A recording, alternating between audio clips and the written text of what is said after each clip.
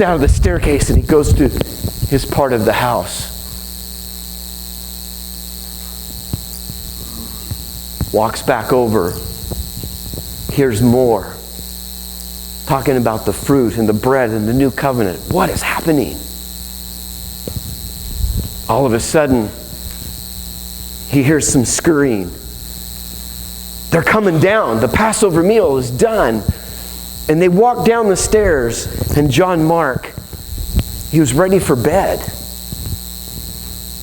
They walk out the doors. And you know, as a good Jewish boy, you don't let some action go by without being a part of it. You just don't. So he follows them. Look at this text. It says this, a young man. Now this is John Mark. A young man wearing nothing but a linen garment was following Jesus. And by the way, that Greek word there for following means constant at a distance. Isn't that great? When they seized him, that is Jesus, so this is very condensed. When they seized him, that is, they seized John Mark, he fled naked, leaving his garment behind. So you see all that's taking place here, and Mark just kind of throws this into his gospel. What happened? He follows them out the door.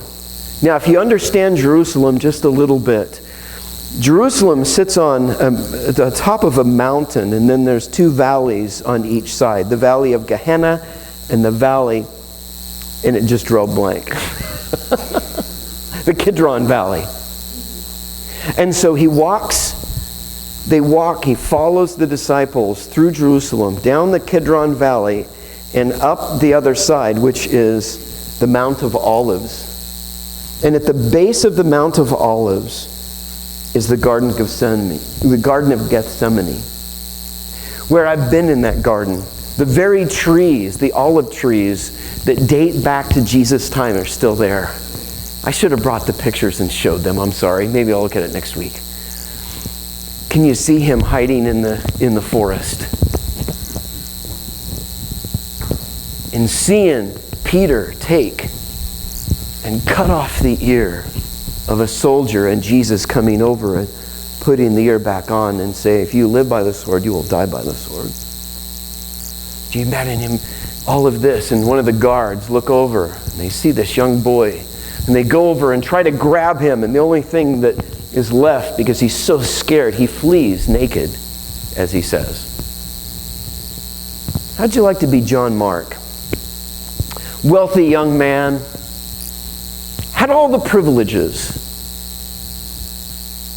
But in the moment where he thought it was going to be the most exciting thing, he flees naked. As the person that he listened to is arrested. He goes back home. He tries to sleep that night. But the only thing he can think of is that Jesus Christ has been arrested and most likely going to be executed. The next day rolls around, and John Mark is watching what is going on. And he hears this trial that takes place. And people are shouting, crucify him, crucify him. And he sees the king wash his hands of it, and Jesus is sent to be executed. Can you imagine John Mark, a teenage boy? What a failure. What a failure. I couldn't even, I'm embarrassed. Do I really, really want anybody to know about what I did that night? He could have kept it out of the gospel. But as you well know, when you see this story, the fact of the matter is, John Mark is one of the authors of our gospels. This is an amazing story. What I want to do throughout this series is unfold this young man who was very young when he first met Jesus. Very young when all of this took place. And it doesn't get better. It doesn't get better than this. There's more that's going to happen, and I want you to join me throughout this series, because he emerged in the early church. And we've got some more problems that John Mark did. And we're going to look at those. But what I want to talk to you about this morning, and I want you to give me some grace with this. I want you to give me some patience when you're sitting there listening. Because I want to talk about failure this morning. But I don't want you to leave. I don't want you to leave this morning and walk out the door and say, man, all the pastor did this morning is talk about failure. Stay tuned and hang in with me until the very end of this message, at least. When I first became a Christian, I was really excited about following Jesus. But one of the things that happened when I first accepted Christ, early on, is I saw other people who were Christians and very public figures start to fail. Now, some of you may know this, some of you won't. Some of you, this is way past. But the point of my message, let me back up a little bit before I jump into this. Failure, the title of my message is this: failure happens, now deal with it. I'm not saying it like, failure happens, now deal with it. I'm not saying it that way. I'm saying failure happens, now we have to deal with it. Either way, you're going to deal with it. It's whether you deal with the good or deal with the bad, but you're going to deal with it.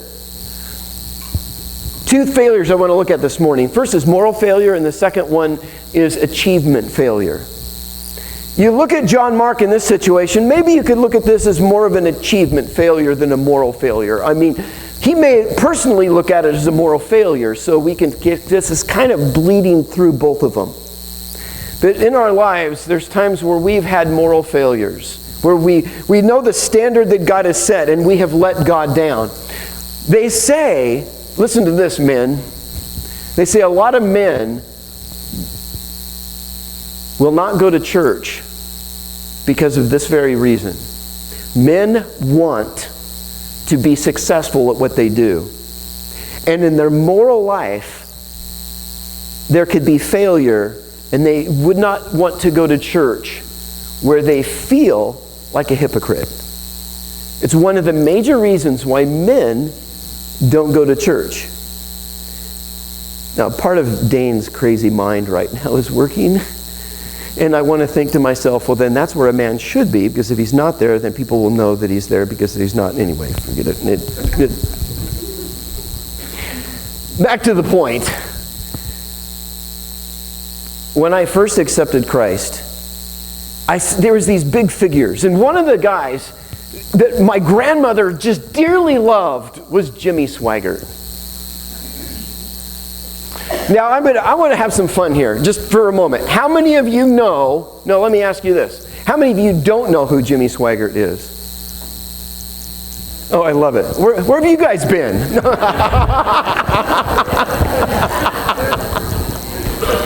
What's up with that? Oh, man. That was it. Okay.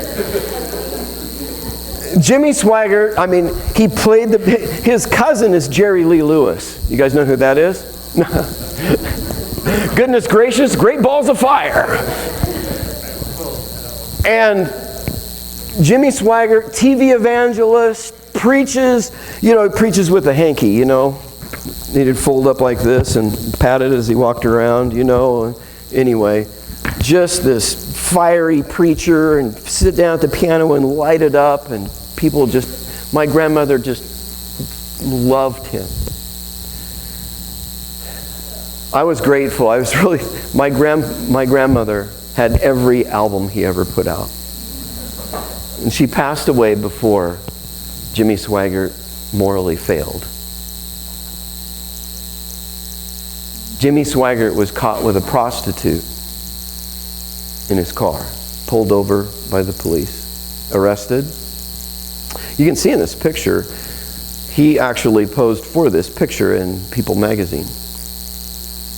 Now, I saw that, and people would say, oh, this Christian's a bunch of hypocrites, and Jimmy Swaggart, just a hypocrite. He stands before his church, his Assembly of God church, stands before them and asks for forgiveness. The church, this is a huge TV ministry, gigantic, millions of dollars worth. Stands before a half-filled church, cries and asks for forgiveness. Thing is, about a month or two later, he got caught again.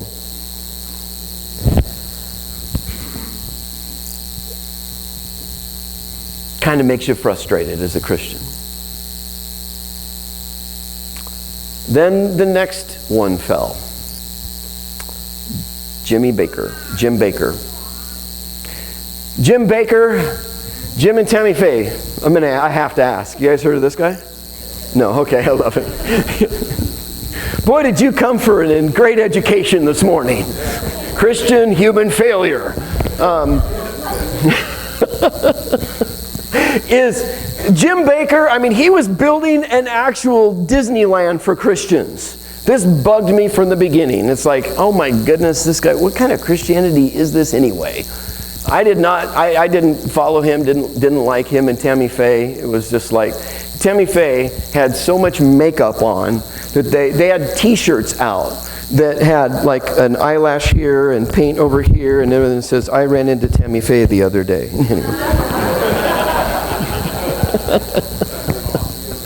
Anyway,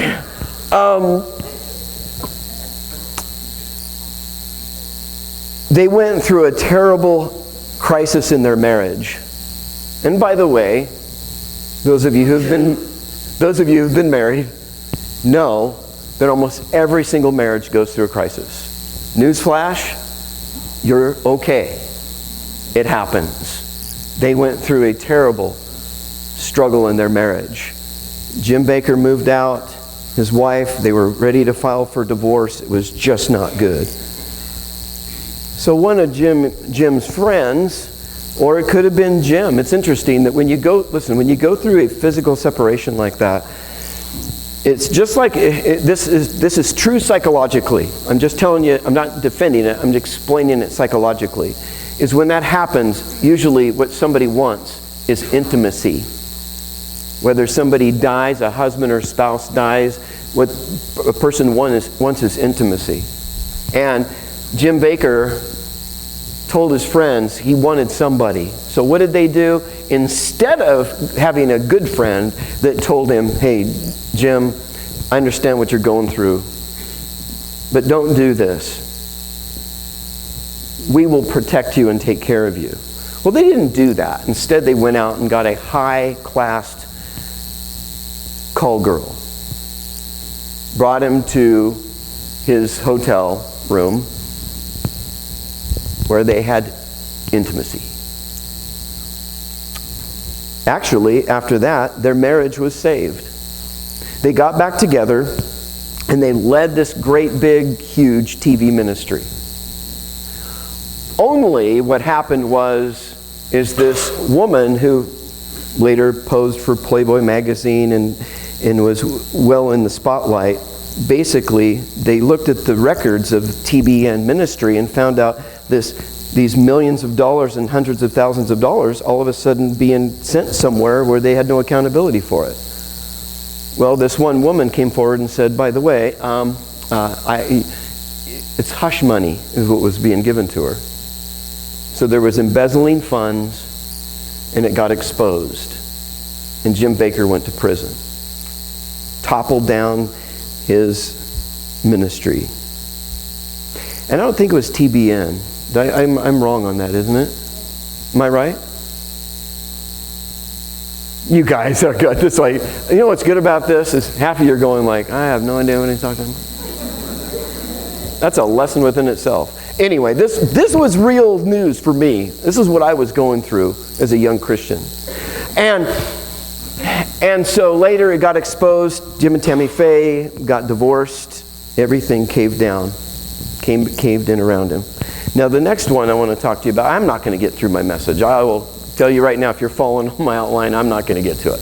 I'm going to get to some parts and then we're going to close it. But the next thing happened in my life was my youth pastor. My youth pastor, without my youth pastor today, I would not be here. My youth pastor, a great influence in my life.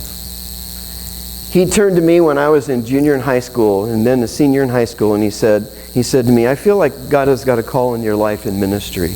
And I hated the fact that he said that. It's like, why would I want to be a boring pastor that speaks to a bunch of people about boring Christianity? Why would I want to do that? Don't answer that.